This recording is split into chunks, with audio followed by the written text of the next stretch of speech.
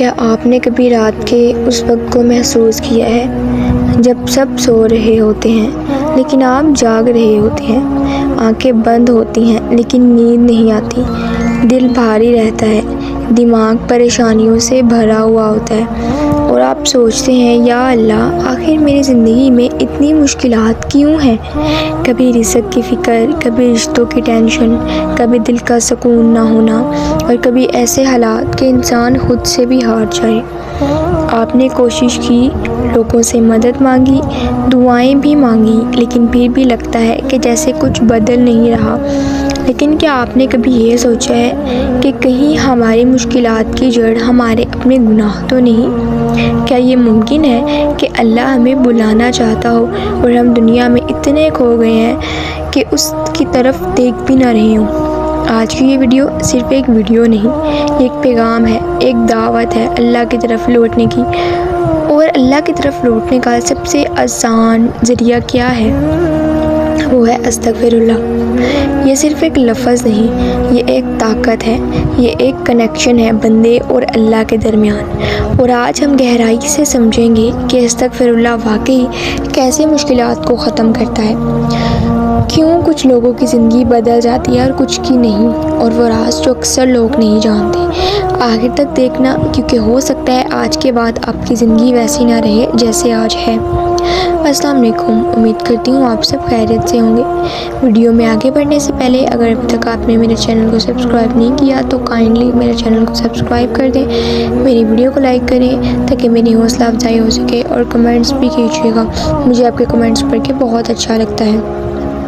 ہم اکثر یہ سوچتے ہیں کہ ہمارے مشکلات باہر سے آتی ہیں، لوگوں کی وجہ سے، حالات کی وجہ سے، قسمت کی وجہ سے، لیکن حقیقت کیا ہے؟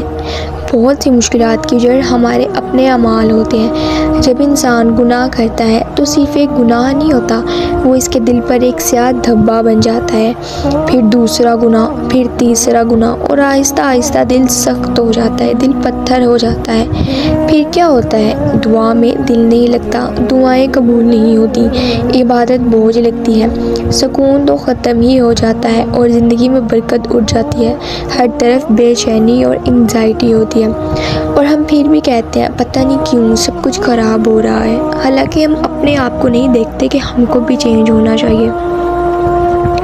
استغفر اللہ کا مطلب صرف معافی مانگنا نہیں ہے، یہ ایک اعتراف ہے کہ یا اللہ میں نے غلطی کی، میں واپس آنا چاہتا ہوں، میں نے جو گناہ کیا میں اس سے توبہ کرنا چاہتا ہوں۔ جب بندہ یہ کہتا ہے تو اللہ صرف سنتا نہیں بلکہ خوش ہوتا ہے۔ سوچو، ایک بندہ جو بار بار گناہ کرتا ہے لیکن پھر بھی بار بار اللہ کی طرف لوٹتا ہے تو اللہ تعالیٰ فرماتے ہیں میرا بندہ جانتا ہے کہ اس کا رب ہے جو معاف کرتا ہے، میں نے اسے معاف کر دیا۔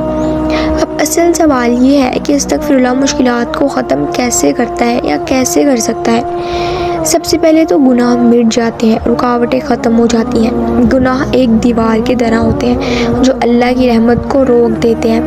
جب ہم استغفار کرتے ہیں یہ دیوار ٹوٹنا شروع ہو جاتی ہے اور اس طرح ہماری دعائیں قبول ہونا شروع ہو جاتی ہیں۔ دوسرا، اللہ کی مدد قریب آتی ہے۔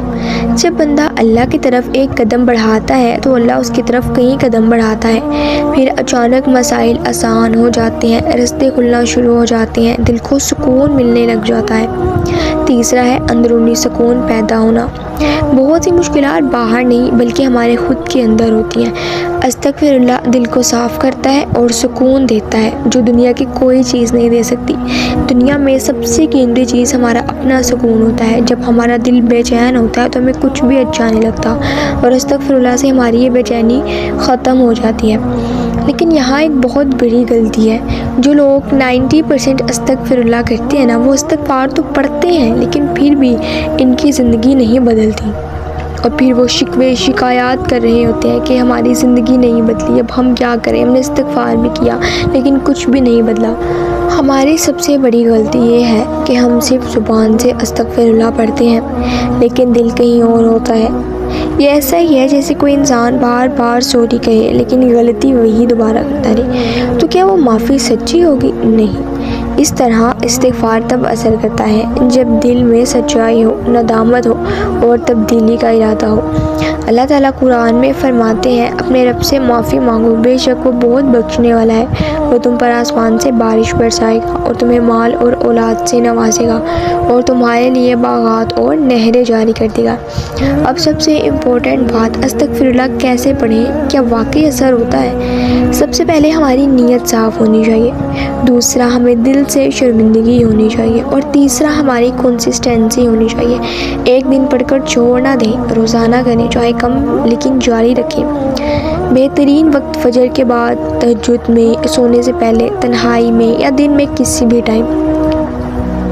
اگر آپ واقعی اپنی زندگی بدلنا چاہتے ہیں تو استغفار کو اپنا معمول بنا لیں۔ اگر آپ کو میری ویڈیو پسند آئی تو میرے چینل کو سبسکرائب کریں، میری ویڈیو کو لائک کریں اور میری ویڈیو کو اپنوں کے ساتھ شیئر بھی ضرور کیجیے گا، اور مجھے دعاؤں میں یاد رکھیے گا، اور میں بھی آپ کو دعاؤں میں یاد رکھوں گی انشاءاللہ۔ جزاک اللہ۔